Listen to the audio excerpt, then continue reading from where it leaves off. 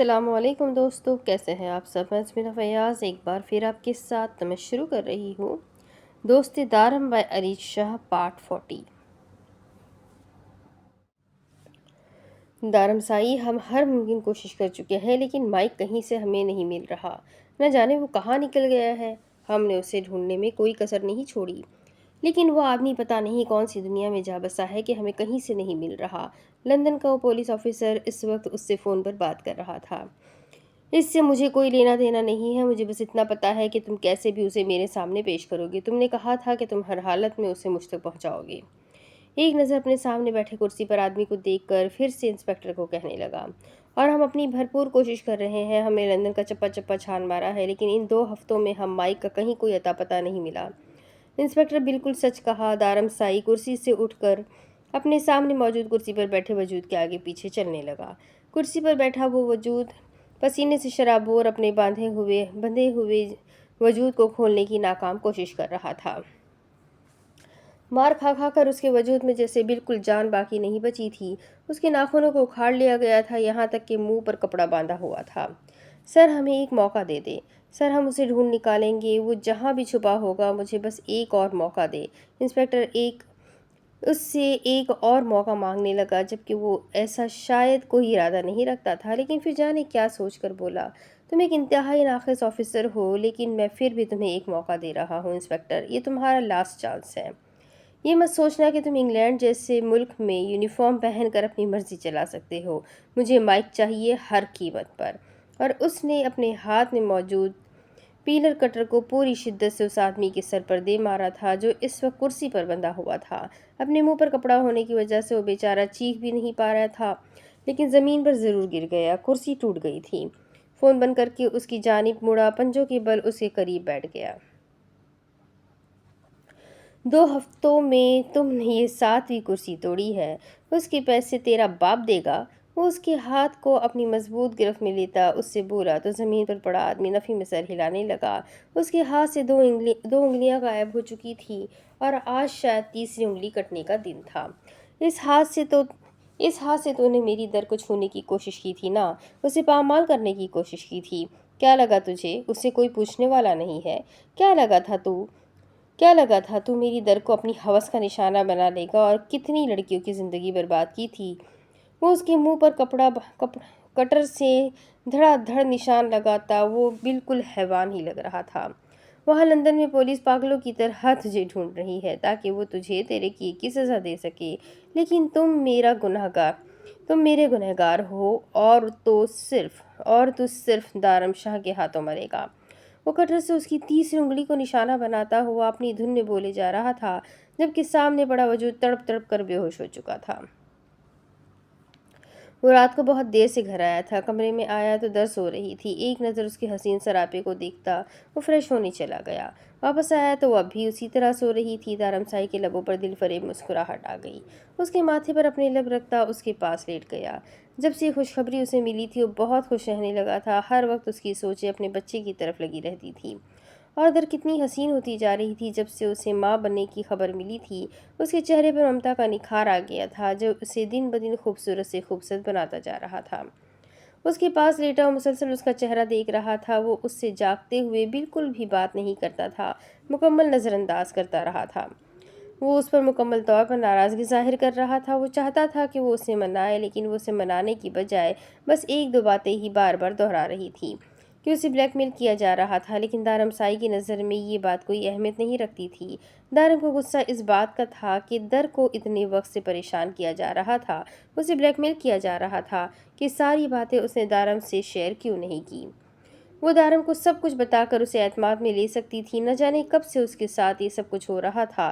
اس کے جانے کے بعد اس نے مائک پر نظر رکھنی شروع کی تھی، جبکہ بین کون تھا کون نہیں اسے بالکل بھی پتہ نہیں تھا۔ یہ تو اسے تب پتہ چلا تھا جب اس نے مائک کے بارے میں ساری انفارمیشن حاصل کی تھی۔ اسے تب پتہ چلا تھا کہ بین اسمگلنگ کرتا ہے، وہ ڈرگز کی ڈیلنگ کرتا ہے، جبکہ مائک بھی اس کے سارے کاموں میں اس کے ساتھ شامل تھا، اور وہ اپنے کام میں اس حد تک آگے جا چکے تھے کہ اب انہیں کسی کا ڈر بھی نہیں تھا۔ پولیس ان کے ساتھ تھی اور بڑی سے بڑی کمپنی انہیں یہ کام لیگل طور پر ہینڈل کرنے کا نوٹس جاری کر چکی تھی۔ یعنی کہ ان کے خلاف ایکشن لینا آسان ہرگز نہیں تھا۔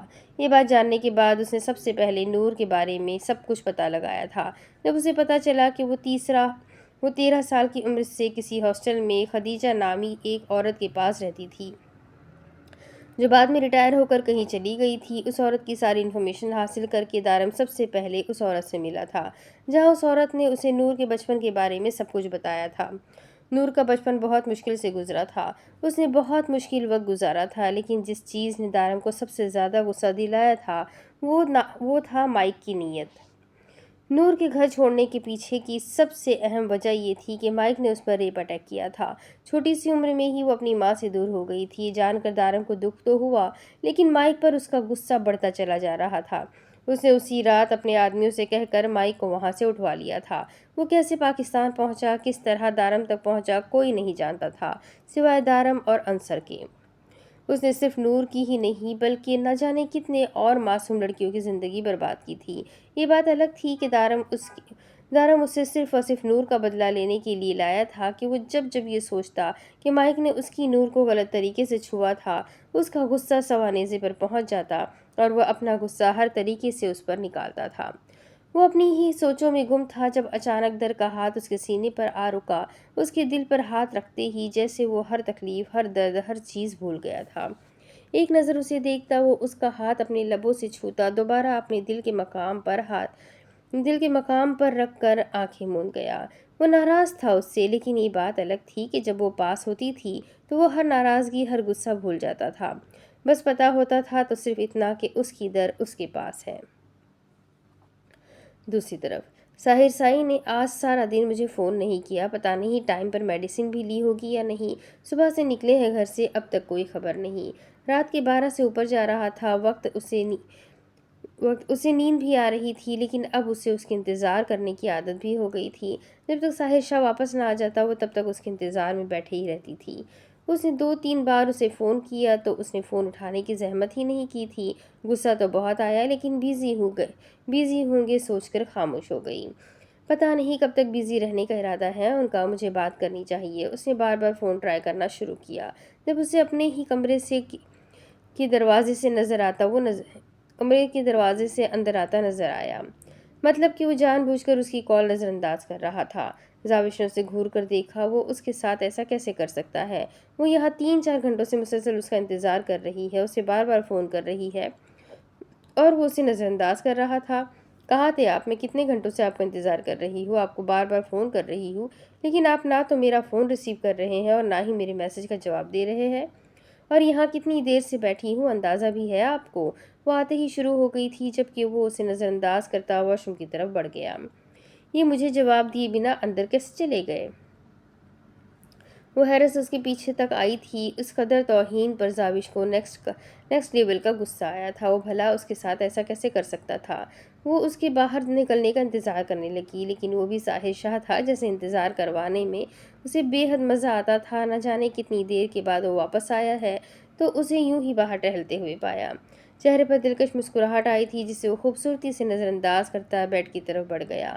آپ سے پوچھ رہی ہوں میں کہ آپ صبح سے کہاں تھے ساحر سائی؟ میں آپ کا پاگلوں کی طرح انتظار کر رہی ہوں، یہ سوچ کر پاگل ہو رہی ہوں کہ آپ نے کچھ کھایا بھی ہے یا نہیں، میڈیسن لی ہے یا نہیں، اور گھر آنے کے بعد بھی مجھے ہی نخرے دکھائے جا رہے ہیں۔ اس کے دیکھتے ہی وہ پھر سے شروع ہو گئی، جبکہ وہ آرام سے بیڈ پر دراز ہوتا اس کا غصے سے بھرپور یہ روپ دیکھ رہا تھا۔ کیا میں نے تمہیں کہا تھا میرا انتظار کرنے کے لیے؟ کیا میں نے تمہیں کہا تھا میرے لیے پریشان ہونے کے لیے؟ نہیں نا، کھانا میں نے کھا لیا تھا اور میڈیسن بھی لے چکا ہوں، اور میں کوئی بچہ نہیں ہوں جس کی اماں بن کر تم ہر وقت سر پر سوار ہوگی۔ اور مجھ سے یہ جھوٹا پیار جتانے کی ہرگز ضرورت نہیں ہے۔ کتنا پیار کرتی ہو کل رات بتا چکی ہو اپنے لبوں کو صاف کر کے۔ وہ واپس گھوم پھر کر اسی بات پر آ گیا تھا جس سے وہ بچنا چاہتی تھی۔ کیا مسئلہ ہے ساحر سائی آپ کے ساتھ؟ میں نے آپ کو صبح ہی بتا دیا تھا کہ میں نے جان بوجھ کر نہیں کیا، مجھے نہیں پتا چلا تھا تو کیوں تنگ کر رہے ہیں مجھے؟ اور ویسے بھی سوتا ہوا اور مرا ہوا شخص ایک برابر ہوتا ہے، اس لیے سوئے ہوئے انسان کی کوئی بھی بات کا برا نہیں منانا چاہیے۔ وہ اسے مناتے ہوئے بولی تھی کیونکہ اس کا نظر انداز کرنا اسے بالکل پسند نہیں آیا تھا۔ تب سو رہی تھی، اب تو جاگ رہی ہو نا؟ صبح بھی جاگ رہی تھی جب میں نے تمہیں کہا تھا کہ مجھے منانے کے لیے تمہیں میرا لمس اپنے لبوں پر محفوظ کرنا ہوگا۔ تو تم مجھے کس کرنے کے بجائے نیچے جا کر میرے لیے ناشتہ بنانے لگی۔ تمہیں کس بیوقوف نے یہ کہہ دیا ہے کہ روٹھے ہوئے شوہر کو کھانا ٹھوسو تو وہ خوش ہو جاتا ہے؟ اگر خوش ہوتا بھی ہے تو بھی ساحر شاہ اس کیٹیگری میں شامل نہیں ہوتا۔ مجھے جو چیز چاہیے اسی کی فرمائش کرتا ہوں۔ اور سن لو، تم بھی میری ڈیمانڈ پر کسی اور چیز کو حاضر خدمت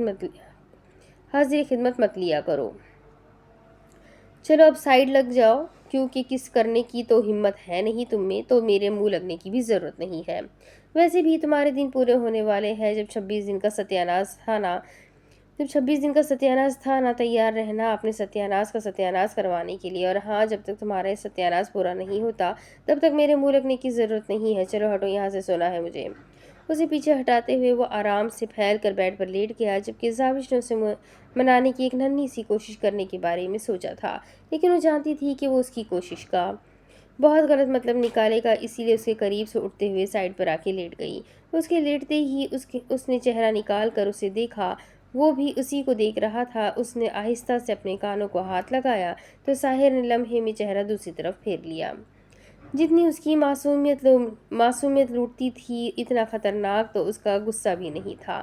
جتنی جلدی اس نے ریکور کیا تھا، زاوش اتنا ہی اسے تڑپا رہی تھی۔ کاش کہ وہ اسے سمجھا پاتا کہ اس کا روٹھنا منانا دور رہنا صرف ایک کوشش ہے اس کے حسن سے نگاہیں چرانے کی، ورنہ جس طرح کے حقوق وہ رکھتا تھا، اس سے دور ہونا بھی اسے اپنے لیے سزا ہی لگ رہا تھا۔ مسکان، مجھے تم سے بات کرنی ہے۔ وہ اپنے کمرے میں جا رہی تھی جب سنان سائی نے اسے پکارا۔ اسے نہ چاہتے ہوئے بھی رکنا پڑا۔ اس وقت ہال میں کوئی نہیں تھا۔ بولے، سنان، آپ مجھ سے کیا بات کرنا چاہتے ہیں؟ ویسے ہم دونوں میں بات کرنے کے لیے کچھ نہیں بچا، یہ تو آپ نے ہی کہا تھا، اور میں جب سے یہاں آئی ہوں آپ مجھے صرف نظر انداز کیے جا رہے ہیں، تو اب ایسا بھی کیا ہو گیا کہ آپ کو مجھے مخاطب کرنے کی زحمت کرنی پڑ گئی؟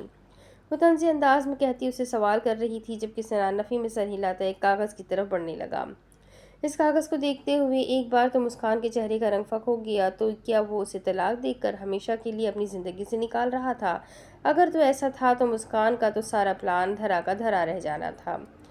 وہ حیرت سے کاغذ کو دیکھتے ہوئے سوچے جا رہی تھی، جبکہ سنان شاہ اس کی طرف دیکھتے ہوئے کہنے لگا، یہ کچھ پیپرز ہے اور اس میں تمہارا اپائنٹمنٹ لیٹر ہے۔ تمہیں لاہور جانا ہوگا، یہ تمہارے علاج کے لیے ہے۔ تمہارے پاگل پن کے دورے کافی حد تک ختم ہو گئے ہیں۔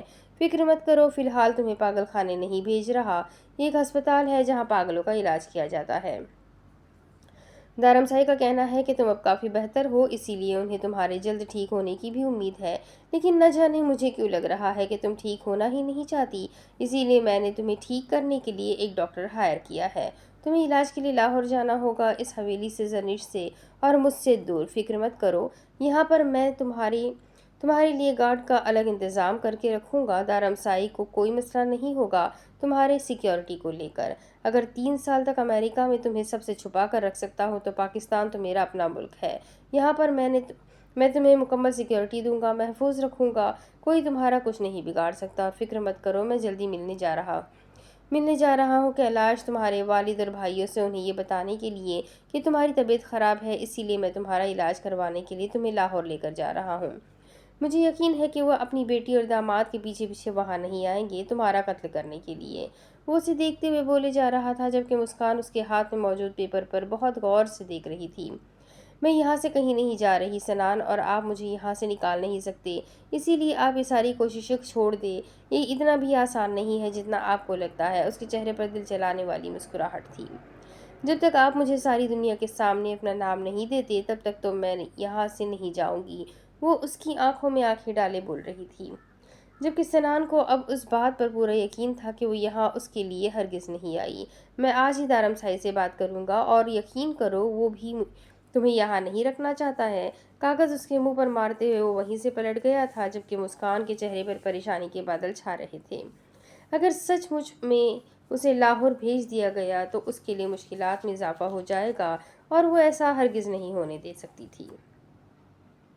دوسری طرف، کیا بات ہے عارف سائی، تم اتنے گھبرائے ہوئے کیوں ہو؟ سب ٹھیک تو ہے نا؟ وہ اس کی کال آنے پر جتنا خوش تھا، اس کی پریشان آواز پر وہ خود بھی پریشانی سے پوچھنے لگا۔ دارامدا سائی اماں سائی کا ایکسیڈنٹ ہو گیا ہے روڈ پر۔ وہ چاچو سائی کو اپنے ساتھ ہاسپٹل لے کر جا رہی تھی، لیکن اچانک گاڑی کو پیچھے سے کسی کی گاڑی ٹکرا گئی۔ زیادہ نقصان تو نہیں ہوا، لیکن اماں سائی کے پیر میں موچ آ گئی ہے اور سر پر بھی کافی زیادہ چوٹ آئی ہے۔ وہ اسے تفصیل سے بتا رہا تھا، جبکہ دارم سائی خود بھی پریشان ہو گیا تھا۔ تم پریشان مت ہو آرش، انشاءاللہ سب کچھ ٹھیک ہو جائے گا، گھبرانے کی ضرورت نہیں ہے۔ ویسے بھی ہارون چاچو سائی وہیں پر ہے اور حیدر چاچو سائی بھی جلد ہی وہاں آنے والے ہیں۔ انشاءاللہ اللہ سب بہتر کرے گا، وہ اسے سمجھاتے ہوئے بولا، جبکہ فون بند کرنے کے بعد اس سے سب سے پہلے یہ خبر گھر میں سب لوگوں کو بتانی تھی۔ سب کے لیے ہی ایک بڑی پریشانی بن کر سامنے آ چکی تھی۔ ابھی تو سرمد شاہ کی طرف سے وہ مکمل مطمئن نہیں ہوئے تھے کہ سارا کے ایکسیڈنٹ نے سب کو پریشان کر دیا تھا۔ ان کا ایک پیر پوری طرح سے متاثر ہوا تھا، جبکہ اور بہت ساری چوٹ بھی آئی تھی۔ یہ تو خدا کا شکر تھا کہ سرمد شاہ ابھی ہسپتال میں تھے، اگر وہ بھی ان کے ساتھ ہوتے تو یقیناً بات زیادہ بڑھ سکتی تھی۔ سارا کا ایکسیڈنٹ ہوا ہے، چل نہیں پا رہی، اسے میں آرش سائی اور عارف سائی سرمد سائی کا خیال رکھیں گے یا اپنی ماں کا۔ ان کی حالت کافی خراب لگ رہی ہے، اسی لیے میں نے سوچا ہے کیوں نہ ہم ثنا کو وہاں بھیج دیں۔ ثنا کا محرم ہے، آرش نکاح ہو چکا ہے، ویسے بھی ہم نے اگلے دو تین مہینے میں رخصتی کرنی ہی ہے، تو ایسے مشکل وقت میں ہمیں ان کا ساتھ دینا چاہیے۔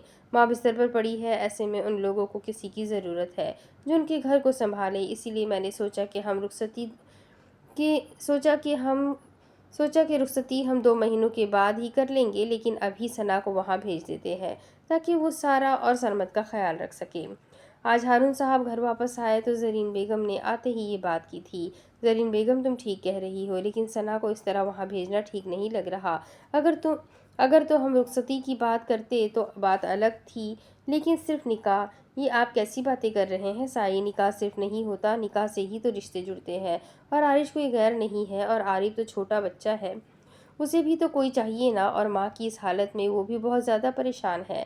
4 دن کے بعد اس کے ایگزام شروع ہونے والے ہیں، آپ ہی بتائیے اس کنڈیشن میں وہ اپنی پڑھائی پر کس طرح سے دھیان دے پائے گا؟ اور میں تو پھر ان لوگوں کی بھلائی ہی سوچ رہی ہوں۔ اس گھر میں سوائے سارا کے اور کوئی عورت نہیں ہے، اور کسی بھی گھر میں ایک عورت کے وجود کی کمی ہونا بہت بڑی بات ہے۔ سارا خود اس لیے نہیں کہہ رہی کیونکہ شاید وہ یہ سوچ رہی ہے کہ ہم یہ نہ سمجھے کہ وہ اپنی بھلائی کے لیے ثنا کی رخصتی مانگ رہی ہے۔ ہمیں خود ہی خیال کرنا چاہیے، آج نہیں تو کل ثنا کو جانا تو وہیں ہے نا۔ اگر آپ کو ثنا کو اس طرح بھیجنا مناسب نہیں لگ رہا تو آپ سارا سے اس رخصتی کی بات کر لیں، کیونکہ میں یہی چاہتی ہوں کہ ثنا بھی اپنی ذمہ داریوں کو سمجھے۔ وہ چھوٹی بچی نہیں ہے، گھر کی ساری بیٹیاں اپنے اپنے گھر کی ہو چکی ہیں۔ نور اور زرنش کی طرف سے اتنی بڑی خوشخبری ملی ہے، لیکن حویلی کو کل زاوش کی طرف سے بھی ایسی خوشخبری ملے گی، اور ثنا جو سب سے بڑی ہے وہ ابھی تک رخصتی کے نام پر گھر بیٹھی ہے، یہ بات ٹھیک تو نہیں ہے نا؟ وہ انہیں سمجھاتے ہوئے بولی تو ہارون صاحب نے صرف ہاں میں سر ہلا دیا تھا۔ وہ گہری نیند میں سو رہی تھی جب اچانک اس نے دارم کے گریبان کو سختی سے اپنی مٹھی میں بند کر لیا۔ وہ آنکھیں کھولے اسے دیکھنے لگا، شاید وہ نیند میں کسی چیز سے خوف زدہ ہو رہی تھی۔ دارم سائی مجھے چھوڑ کر مت جائیے گا، پلیز پلیز مجھے چھوڑ کر مت جائیے گا، میں آپ سے بہت محبت کرتی ہوں، پلیز دارم سائی لوٹ آئے میرے پاس، میں نہیں رہ سکتی آپ کے بنا۔ وہ اس کا گریبان پکڑ کر اس کے سینے میں خود کو چھپانے کی کوشش کر رہی تھی۔ در کیا فضول باتیں کر رہی ہو، اٹھو یہیں ہوں میں تمہارے پاس۔ اس کے کندھے کو ہلاتا وہ اسے جگانے کی کوشش کرنے لگا۔ در نے بہت مشکل سے آنکھیں کھول کر اس کی جانب دیکھا تھا، وہ اسی کی جانب دیکھ رہا تھا۔ اسے اپنے قریب محسوس کر کے اس کی آنکھوں سے آنسوؤں کے قطرے گرنے لگے، وہ پھوٹ پھوٹ کر رونے لگی۔ ایک لمحے کے لیے تو وہ بھی اس کے رونے پر بری طرح سے کھٹک گیا تھا۔ آخر اس نے ایسا کون سا خواب دیکھ لیا تھا جس کے زیر اثر وہ اتنی بری طرح سے رو رہی تھی؟ در یہ کیا بچپنا ہے، کیوں بچوں کی طرح روئی جا رہی ہو؟ ایسا بھی کیا ہو گیا، بتاؤ مجھے، کیوں رو رہی ہو؟ اس طرح اٹھ کر بیٹھتے ہوئے اسے سیدھا کرنے لگا، لیکن وہ جیسے ہی سیدھا ہوا در اسی کے سینے میں چھپ گئی۔ وہ بھی اسے خود سے الگ کرنے کا ارادہ ترک کرتا اسے اپنے سینے میں چھپائے پوچھنے لگا۔ لہجے میں تھوڑی سختی تھی، کیونکہ اس کا اس طرح اسے رونا اسے بھی پریشان کر گیا تھا۔ اسے روتے ہوئے دیکھنا تو دارم سائی کے بس میں ویسے بھی نہیں تھا۔ دارم سائی، میں نے بہت برا خواب دیکھا ہے، میں نے خواب میں دیکھا کہ آپ مجھے چھوڑ کر جا رہے تھے۔ مجھے بہت ڈر لگ رہا تھا، میں اتنا زیادہ رو رہی تھی، لیکن آپ پھر بھی میری بات نہیں سن رہے تھے۔ آپ بس آگے آگے بڑھ رہے تھے۔ مجھے زیادہ روتے دیکھ کر بھی آپ کو مجھ پر ترس نہیں آ رہا تھا۔ آپ مجھے دیکھ رہے تھے، پیچھے نہیں مڑے، آگے جا رہے تھے۔ میں نے اتنا پکارا آپ کو، لیکن آپ نے پیچھے مڑ کر نہیں دیکھا۔ وہ اس کے سینے سے لگی اس سے اسی کی شکایت کر رہی تھی، اور میں زندہ رہا۔ وہ اسے خود سے الگ کرتے ہوئے سوال کرنے لگا تو در حیرانگی سے دیکھنے لگی۔ کیا مطلب؟ مطلب صاف ہے، بتاؤ مجھے، جب میں تم سے الگ ہو گیا تھا، تمہیں چھوڑ کر چلا گیا تھا، تب کیا میں زندہ تھا؟ اگر ہاں تو خواب میں میں نے تمہارے ساتھ بے وفائی کی، کیونکہ جب سے دارم شاہ زندگی کو سمجھا ہے، تمہیں اپنے ساتھ دیکھا ہے، تمہارا انتظار کیا ہے۔ ایسا تو ممکن ہی نہیں کہ میں تم سے الگ ہو کر جی پاؤں۔ اسی لیے پوچھ رہا ہوں کہ تمہارے خواب میں زندہ تھا؟ اگر ہاں تو واقعی میں نے تمہیں رلانے والی حرکت کی ہے، اور اگر مر چکا تھا تو پھر تمہیں گلہ کرنے کا کوئی حق نہیں ہے۔ اس کے لہجے میں صد مہری اور بھی تھی، یعنی کہ وہ ناراضگی میں یہ سمجھا رہا تھا، لیکن شاید اسے اپنی محبت کی گہرائی بھی بتا رہا تھا، تاکہ وہ سمجھ جائے کہ دارم ہمیشہ اس کے بنا کچھ بھی نہیں ہے۔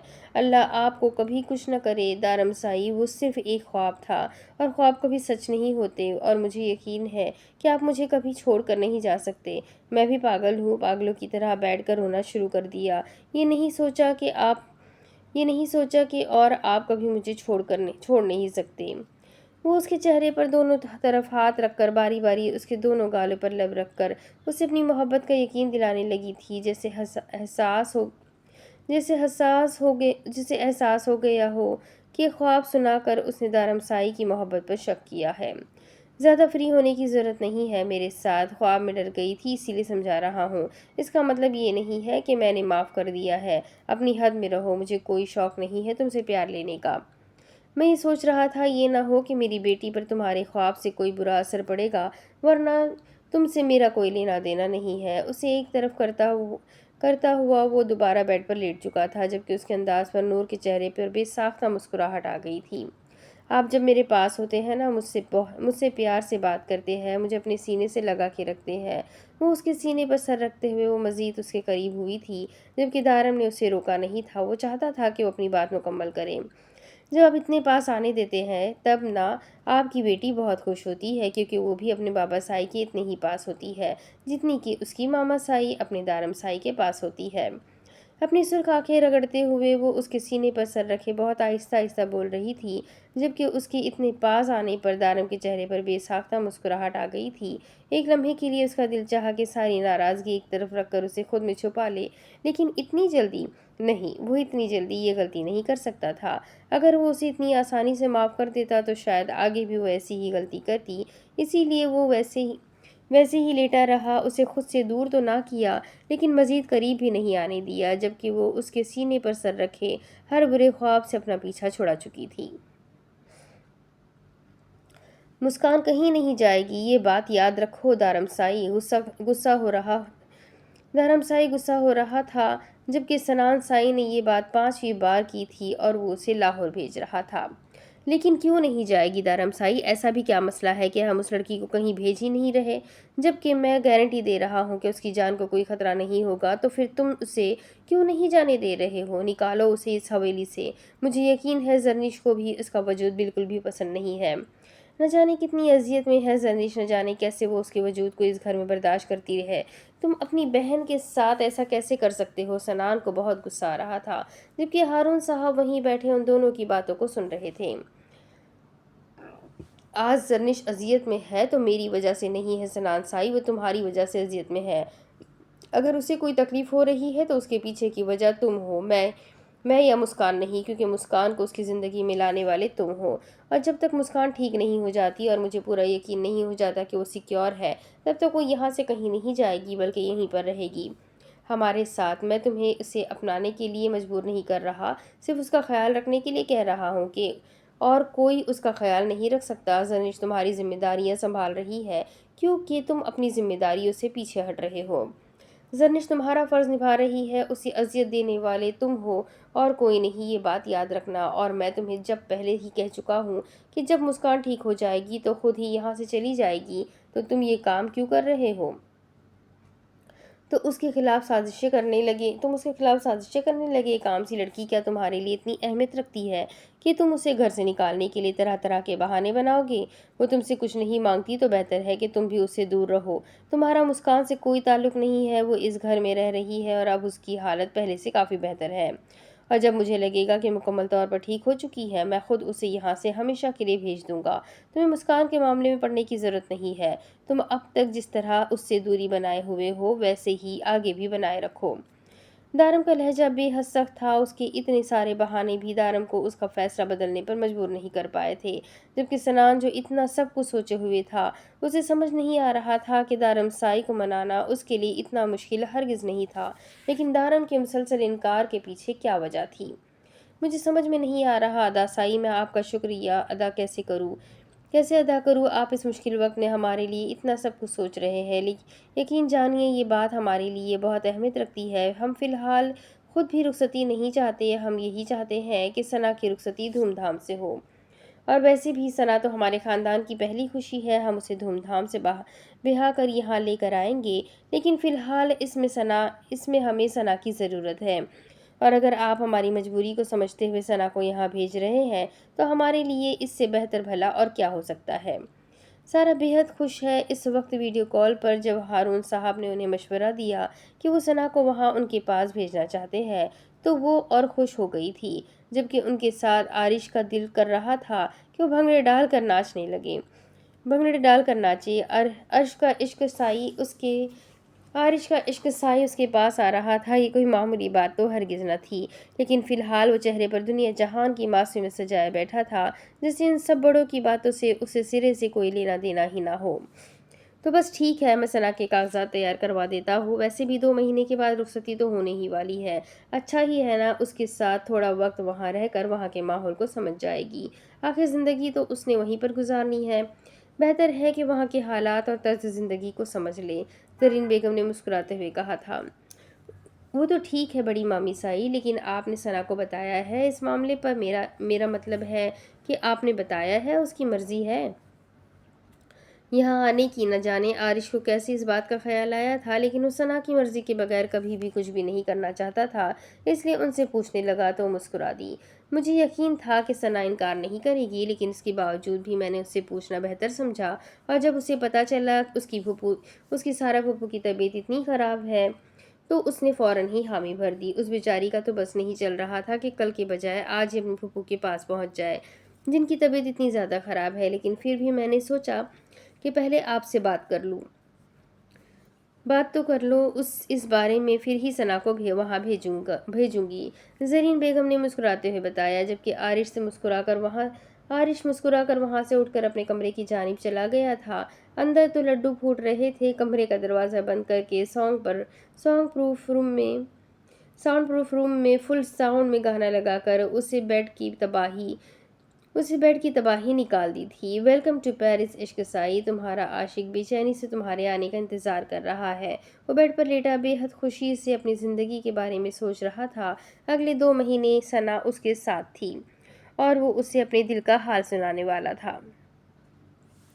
دوسری طرف تھینک یو سو مچ ساحر سائی، اللہ کی قسم ماما سائی کی طبیعت اتنی خراب نہیں تھی اور نہ ہی ان کے پیر پر اتنی گہری چوٹ آئی تھی، لیکن جو آپ نے کھیلا ہے اس کو ماننا پڑے گا، کتنا تیز چلتا ہے آپ کا دماغ۔ تھوڑی دیر کے بعد وہ گھر سے باہر آیا تو اس نے سب سے پہلے ساحر سائی کو ہی کال کی تھی، نہ جانے کیسے 3 دن پہلے اپنے ٹوٹے دل کی داستان سناتے ہوئے اس نے بڑے دکھی لہجے میں کہا تھا، آپ کو کیا چاہیے، آپ کی جان تو آپ کے پاس ہے، اپنی زندگی کو اپنے طریقے سے گزار رہے ہیں، ہمیں تو ایک کال کرنے کے لیے بھی لینے کے دینے پڑ جاتے ہیں، کاش ایسا کچھ ہو جائے کہ میں ثنا سے اپنی محبت کا اظہار کر سکوں، اسے بتا سکوں کہ میری زندگی میں کتنی اہم ہے، اسے اپنے بارے میں بتا سکوں، میں تھوڑا اس کو سمجھنا چاہتا ہوں، پھر اس سے شادی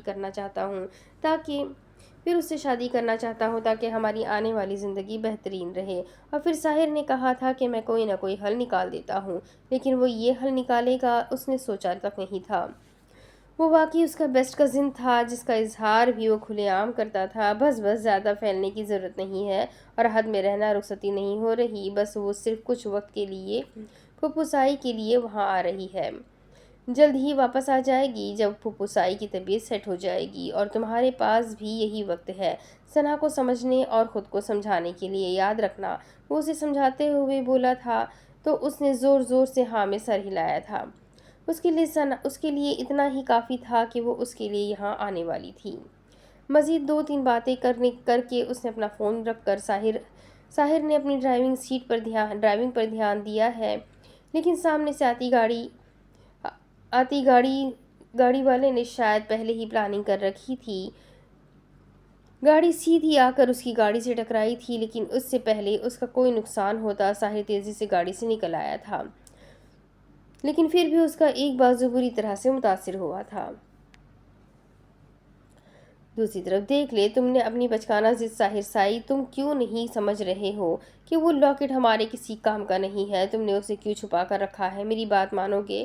اس لاکٹ کو مردان خان کے حوالے کر دو تاکہ ہر طرح کی مصیبت سے جان چھوٹ جائے۔ یہ سب کچھ لاکٹ کی وجہ سے ہو رہا ہے، نہ وہ لاکٹ تمہارے ہاتھ لگتا اور نہ ہی بات یہاں تک پہنچتی، اور نہ وہ تم پر پھر سے حملہ کرواتا۔ مردان خان کی ڈیمانڈ لاکٹ ہے، تم کیوں نہیں اس سے اپنی جان چھڑا لیتے؟ اس وقت گھر کے تمام افراد اس کے کمرے میں موجود تھے، جبکہ سنان غصے سے پاگل ہو رہا تھا۔ صرف ایک لاکٹ کی وجہ سے آج اس کی جان جا سکتی تھی، لیکن وہ اپنی بات پر قائم تھا۔ ساحر اسے کسی کو دینے کے لیے تیار نہیں تھا۔ میں نے تم سے کہا نا سنان سائی، لاکٹ میرے پاس ہے ہی نہیں، اگر ہوتا تو میں دے دیتا۔ مجھے کیا فائدہ ہے اس کا؟ مجھے یہی لگا تھا کہ میرے کسی کام کا نہیں، اسی لیے میں نے گاڑی سے نیچے پھینک دیا تھا۔ اب میں نہیں جانتا کہ وہ ہے کہاں۔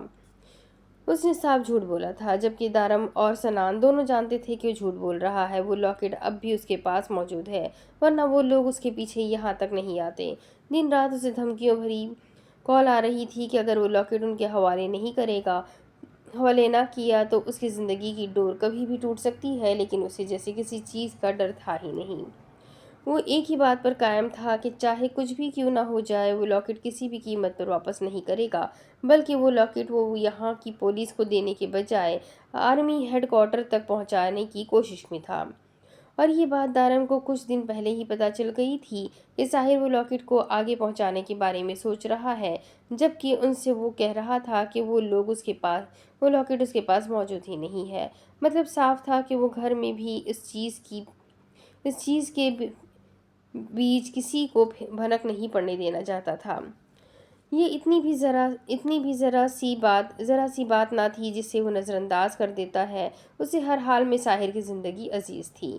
ٹھیک ہے، بہت ہو گیا، اب آپ سب لوگ جائیں، ساحر کو آرام کرنے دیں، اسے آرام کی ضرورت ہے، بازو پر چوٹ لگی ہے، پہلی گولی بھی ادھر ہی لگی تھی، ڈاکٹر نے کہا ہے کہ اسے آرام کی سخت ضرورت ہے۔ دارم نے بات ختم کرتے ہوئے سب کو وہاں سے ہٹانا چاہا تو بنا کوئی بھی بحث کرے وہ سب لوگ ہی آہستہ آہستہ باہر نکل گئے، جبکہ سنان تو غصے میں دارم کو بھی نظر انداز کر کے وہیں بیٹھ گیا تھا۔ زاوش بیٹا، جاتے ہوئے دروازہ بند کر دینا۔ زاوش کو اینڈ کے باہر نکلتے دیکھ کر دارم نے پیچھے سے کہا تو وہ ہاں میں سر ہلاتے ہوئے دروازہ بند کر کے باہر نکل گئی۔ کیا چاہتے ہو تم؟ کیا لگتا ہے تمہیں؟ کیا ہم نہیں جانتے کہ وہ لاکٹ تمہارے پاس ہے؟ تم سب کے سامنے جھوٹ بول سکتے ہو ساحر سائی، ہمارے سامنے نہیں۔ ہمیں پتہ ہے کہ وہ تمہارے پاس ہے، تبھی وہ لوگ تمہارے پیچھے پڑے ہوئے ہیں۔ دیکھو ساحر، ہمارے لیے تم اہمیت رکھتے ہو، تمہاری جان اہمیت رکھتی ہے، ان سب سے ہمارا لینا دینا نہیں ہے، اور نہ ہی مردان خان سے ہم دشمنی بنانا چاہتے ہیں۔ دارم اس کے پاس بیٹھتے ہوئے سمجھانے والے انداز میں بولا تھا، اور اب مت کہنا کہ وہ لاکٹ تمہارے پاس نہیں، ہمیں یقین ہے کہ تمہارے پاس ہی ہے۔ پہلوشا اور اس سے پہلے مردان خان کی ایک اور ملازمہ یہاں پر تمہارے کمرے سے چوری کرنے کی کوشش کر چکی ہے۔ مجھے یقین ہے وہ دونوں لڑکیاں یہاں پر تمہارے کمرے میں وہ لاکٹ لینے کی نیت سے ہی آئی تھی۔ میں نے خود کتنی بار گھر کے ملازموں کو تمہارے کمرے میں گھس کر الٹی سیدھی حرکتیں کرتے دیکھا ہے۔ اگر ان لوگوں کو یقین نہ ہوتا کہ وہ لاکٹ تمہارے پاس ہے تو کب کی تمہاری جان چھوڑ چکے ہوتے، سنان سائی پورے یقین سے کہا۔ تو وہ جو کب سے معصوم بنا سگریٹ پر سگریٹ پھونک کے جا رہا تھا اس بار ہنس دیا۔ وہ لاکٹ میرے پاس ہے، تبھی تو میں اس کو آرمی ہیڈ کوارٹر میں دینے کے بارے میں سوچ رہا ہوں۔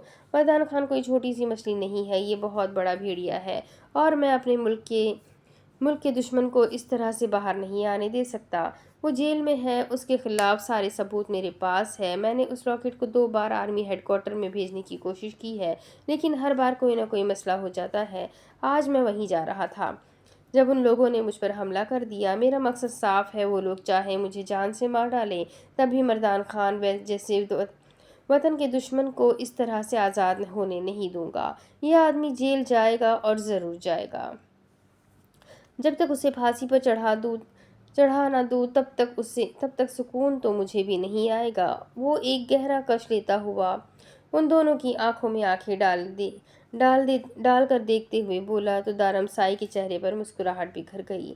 مجھے تم پر فخر ہے ساحر سائی، لیکن پھر بھی ہمارے لیے تمہاری جان اہم ہے، یاد رکھنا چاہیے۔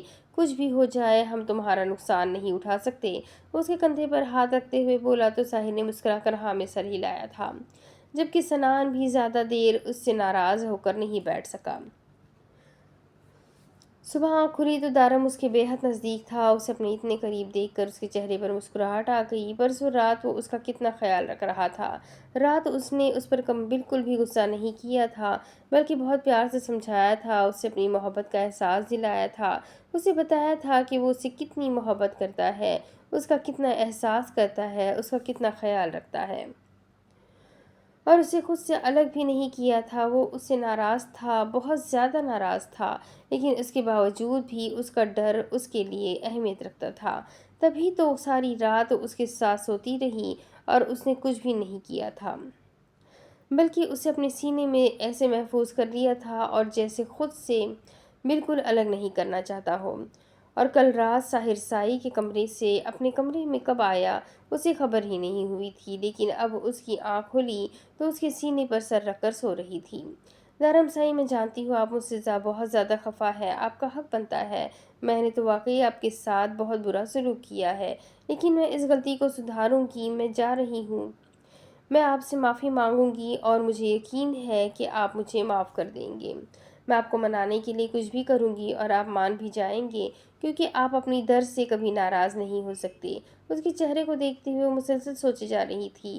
آہستہ سے جھک کر اس کے گالوں پر اپنے لب رکھتے ہوئے اس نے آج پہلی بار اس کے انداز میں اسے جگایا تھا۔ اس کے نرم لبوں کا لمس اپنے گالوں پر محسوس کر کے دارم کی آنکھ کھل گئی تھی۔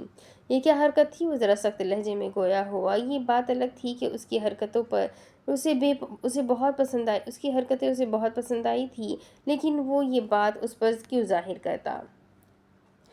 وہ میں نے کچھ نہیں کیا، اندر آپ کی بیٹی ہے نا، وہ ضد کر رہی تھی کہ میرے بابا سائی کو کشی کلو، پھر مجھے مجبور ہو کر کرنا پڑا۔ بہت ضدی ہے آپ کی بیٹی، میری تو بالکل مانتی ہی نہیں۔ وہ چہرے پر دنیا جہان کی معصومیت سجائے بولی تھی۔ نہ چاہتے ہوئے بھی دارم سائی کے لبوں پر مسکراہٹ بکھر گئی تھی۔ میری بیٹی کا نام لے کر تم زیادہ فری ہونے کی کوشش نہ کرو تو بہتر ہوگا۔ وہ اسے پیچھے کرتا خود اٹھنے ہی لگا تھا کہ اچانک ہی سیدھی ہوتے ہوئے دارم کی گرد اپنی باہوں کا حصار بنا چکی تھی۔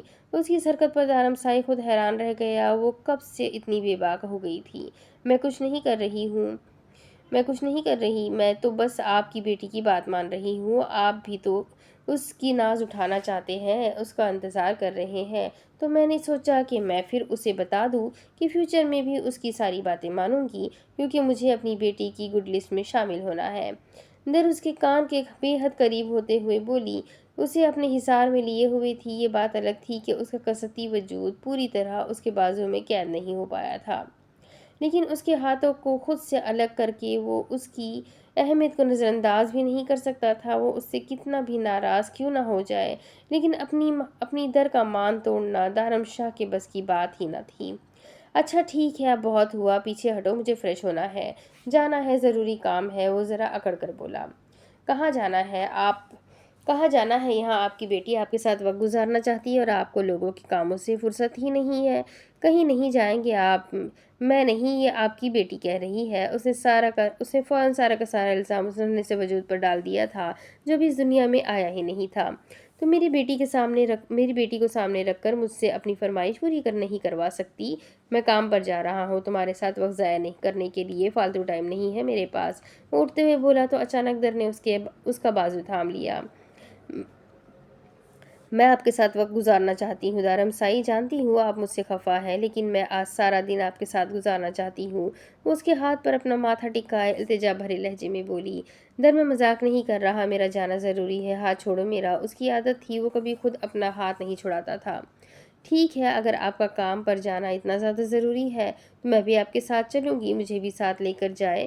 وہ ضد کرنے لگی۔ دارم نے ایک نظر گھور کر اسے دیکھا تھا۔ مجھے گھورے مت، میں آپ کی گھوریوں سے نہیں ڈرتی۔ وہ اس کے گھورنے پر فوراً بولی، بور ہو جاؤ گی در، یہ اتنا آسان نہیں ہے، سارا دن کہاں کہاں بھٹکتا پھرتا ہوں۔ میں جانتی ہوں، وہ اسے دیکھتے ہوئے سمجھانے لگا۔ جانتی ہوں سارا دن اسی گاؤں میں ہوتے ہیں، اسی گاؤں میں لور لور گھومتے رہتے ہیں، اور میں بھی آج آپ کے ساتھ رہوں گی۔ آپ جہاں بھی جائیں گے میں آپ کے ساتھ جاؤں گی۔ وہ اب بھی ضد پر قائم تھی۔ دارم نے ایک نظر اسے دیکھا اور پھر جیسے خود میں سوچ میں پڑ گیا۔ کیا کرو گی جا کر؟ در فالتو میں سارا دن برباد ہو جائے گا تمہارا، پچھتاؤ گی۔ وہ اب بھی سمجھانے والے انداز میں بولا، میں آپ کو مناؤں گی۔ اس نے فوراً سے کہا تھا، جیسے وہ اب مزید اس کے بہانے نہیں سننا چاہتی، بس اس کے ساتھ جانا چاہتی تھی۔ کتنی دیر تو وہ اسے دیکھتا رہا، پھر ہاں میں سر ہلایا، جیسے اجازت دینے کا ارادہ کر لیا ہو۔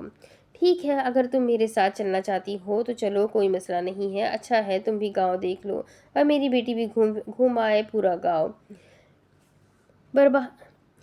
برباد کر لیتا ہوں ایک دن تمہارے ساتھ، دیکھتا ہوں کیا کرتی ہو سارا دن میرے ساتھ مجھے منانے کے لیے۔ وہ جیسے اسے اپنے ساتھ لے کر جانا ہی اسی لیے چاہتا تھا کہ وہ اسے منائے۔ سچی دارم سائی، آپ سچ کہہ رہے ہیں نا؟ میں آپ کے ساتھ آ سکتی ہوں نا؟ آپ کو کوئی مسئلہ تو نہیں ہوگا نا؟ میرا مطلب ہے میں بہت خوش ہوں۔